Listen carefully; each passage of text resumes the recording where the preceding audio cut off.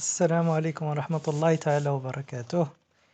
إذا اليوم إن شاء الله سنتكلم عن التغيير التي ستعرف عدد ساعات الصيام في دول المغرب العربي، حيث ستعرف هذه الساعات تغيرا عن عدد ساعات مقارنة مع رمضان الفائت.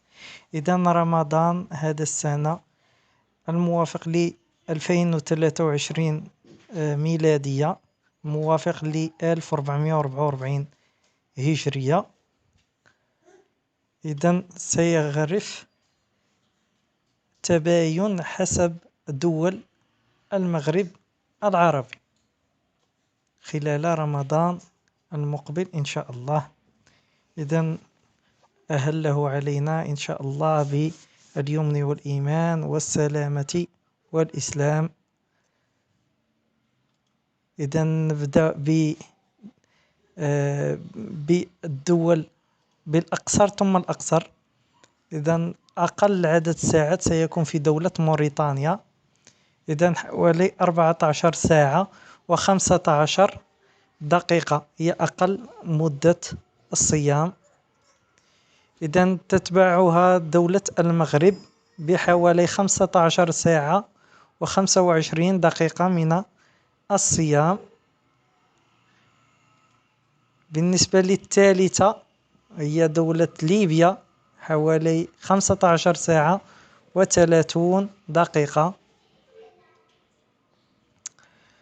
بالنسبة لدولتي تونس هناك حوالي 15 ساعة و45 دقيقة.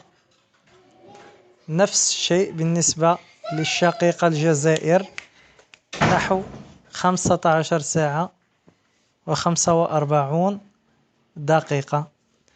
إذا تقبل الله صيامنا وصيامكم، وأذكركم ونفسي بالصلاة على رسول الله صلى الله عليه وسلم، وتقبل الله من الجميع الصيام والقيام.